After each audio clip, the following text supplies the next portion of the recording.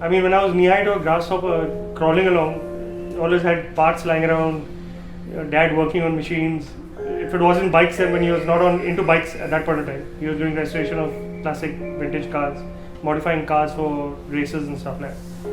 So, I mean, your toys are not, those G.I. Joes and all the crazy crap. It's like a quarter-inch spanner and a 10-pound hammer and castor oil and stuff like that. Well, I don't know. I think it just crept up on you. You don't realize it's happening. You see, every youngster's got a fantasy about bikes. But, at what point and how, I don't know. But I've always been interested in, things mechanical from very young age. First bike that I had of my own was BSA 650 Twin that my dad gifted me. He gave it to me. Then he made me dismantle he taught me about, I was not allowed to ride a bike till I knew how to fix it. So he gave me the bike's carburetor. He dismantled it, explained the carb to me completely. Then he told me, now you assemble it. I assembled it, of course I fucked up.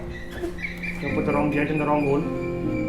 I haven't done that again. I tend to go in the right hole now. But then he told me, put the carb together, put it back together, he split it up again. So okay, now, then he put a blindfold around me, gave me each part. What part is this? What's its function? How does it work? What is it meant to do? Had me put it back together again split it up. Then he said, now you put it together and you put it back on the machine.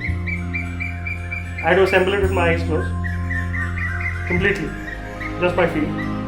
And I had to tune it off the bike. And he said, if you have to adjust the air screw more than a quarter turn either way, you're not riding your bike.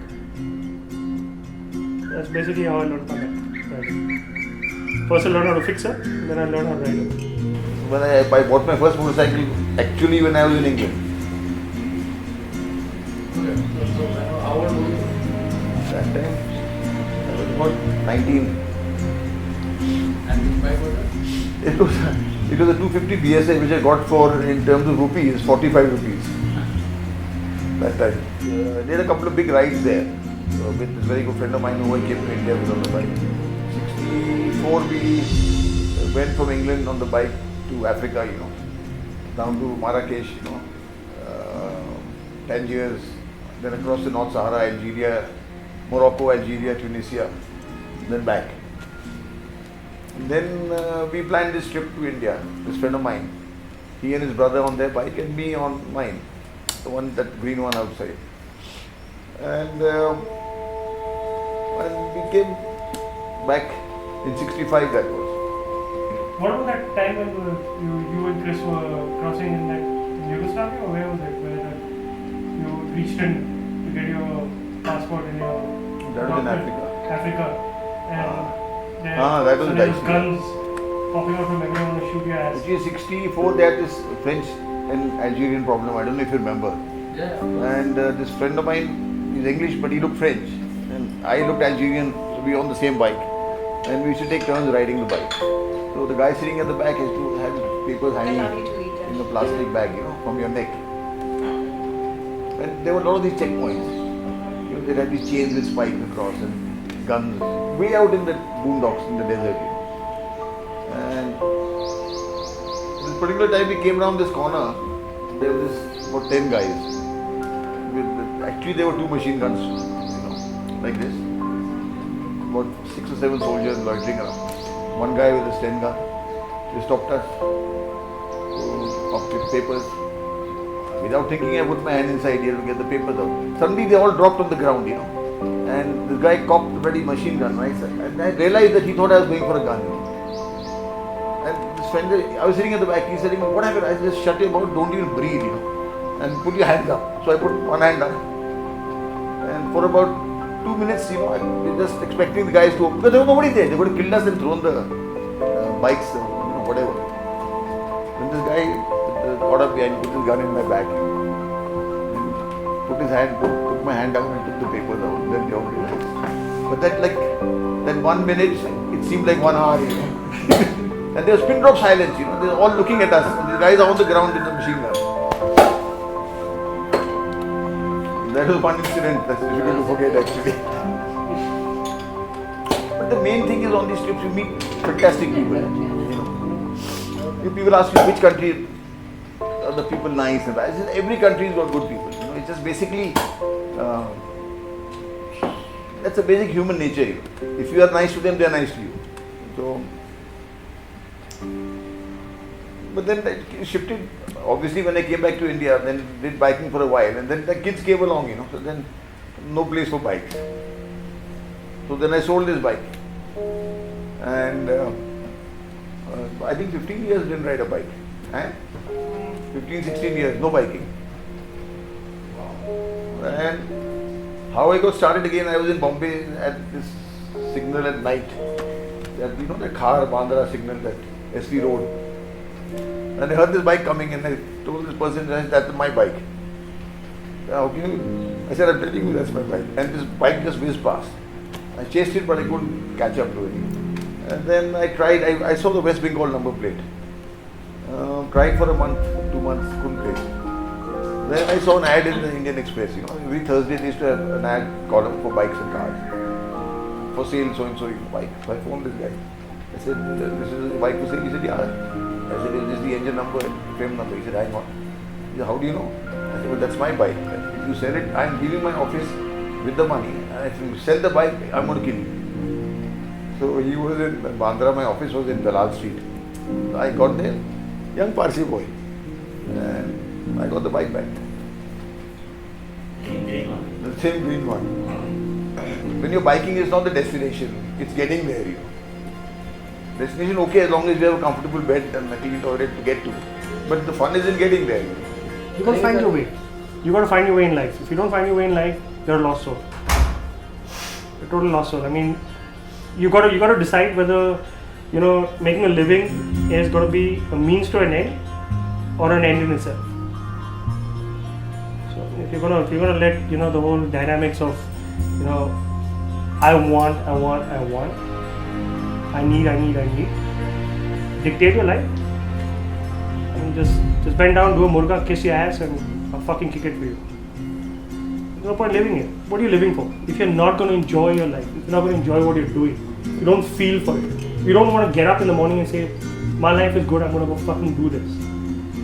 Instead of saying, fuck, I'm going to deal with that shit. Fucking give this document, I'm going to give that shit. Why? Have you seen tomorrow? No. I have. I'm on a bike, and you guys are way back, and I've just waved out to you. That's it, right? You got to live your life how you want to, on your terms. We're all gonna pop it one day. So in between, when you're born and when you pop it, what you do is up to you. Yeah, but you know, of course, you have to get your bread and butter sorted out, no matter what your passion is. But a lot of the people today, I find, their whole focus is on, you know, a good job and a good salary, and damn whatever else is there. And then it's become a rat race, you know. Everything is on never. You buy a house installment, car installment, fridge installment. So both husband and wife have to work. There's no time for anything actually. I mean, like when I came back from England, my starting salary was 400 rupees as an engineer, you know, in a company. And we were married. My rent was 100 rupees. So like 300 rupees, we never saved a paisa for years and years, but we had a great time. Life's too short, you know, not to do what you want to do. As I said, your bread and butter is very important. You have to ensure that. Then, I mean, you make 2 billion crores, you can't take it with you. If you got to, when you're riding, most people when they ride, they tend to forget that you get your sensations from your palms and your feet. Of course, your butt, but you know, your palms and your feet are what's giving you a message of what's going on with your bike and you on the road. You know, if you don't read those sensations, you don't read what the bike's telling you, you're insulting her. You're absolutely insulting her. You're not doing justice to her. You're not allowing her to give her full. You don't understand what she can do. Why do you say her? Because you ride her. Dude, I don't ride guys. Simple as that, man. Okay, so In the 60s, it was different for you then. I mean, you guys are like far children, man. You rode anything that came along. Yeah. I can speak for myself. It's like when you get on the road, there is no hassle. You're concentrating on the ride. You're exposed to everything around you. A lot of the time it's a challenge. We normally do routes that are challenging. So it's not like cruising along on a highway. You're half a mile on the road and rest is somewhere else. But you call it spiritual, I don't know. It is spiritual, right? At the end of the ride, we Not come so to town. We come to town and we start looking for the spirits. Yes. And also, a lot of the time when you say do a difficult ride, like we're talking with various passes, it's a sense of achievement that you've done something. It's been a challenge. You've been afraid at times. You've been so exhilarated at times. But ultimately, when you finish it and sit down over a beer in the evening, you say, good day today. Venture on Wheels came about. She always wanted to start something like that. But he was doing his own thing. I was running my factory. So never really got down to it. And then finally one day we said, let's do it. So Ashish and me got on the bike and we did a recce all over, found a few itineraries. And that's how we got started. Actually, my last official job was with Jet Airways. I was a steward with them, and then I just sort of one fine day quit, upped. We bought an Enfield, and we just went riding around it. Had enough, said this is not my scene. Just went off, started riding around, spent a couple of months on the road, created itineraries, created our own brochures, went door to door. See, every trip, even if it's the same route, every trip is different because you're dealing with people. 10 different people, from different backgrounds, and it's a very great exercise in learning about human nature and getting person skills. Person not personal but person skills. Because like one trip we had from different starters. One guy was the senior vice president of a bank, very suave guy, suit and all, and there's two guys who were like 100 times richer than him, but roughneck. And they just took an instant dislike to him. First evening we stopped, they were fisticuffs, bro. Yeah. So I said, Ashish, quickly get a case of beer. Yeah, simple. Best way to dilute a problem is to dilute it with alcohol. So this sort of tours is, also a very good learning experience for us also. And it's not a job actually, because we enjoy the tour more than our clients. And 18 years back, 20 years back, people used to, they used to ask me, what do you do for a living? I said, I do adventure holidays, I do motorbike tours.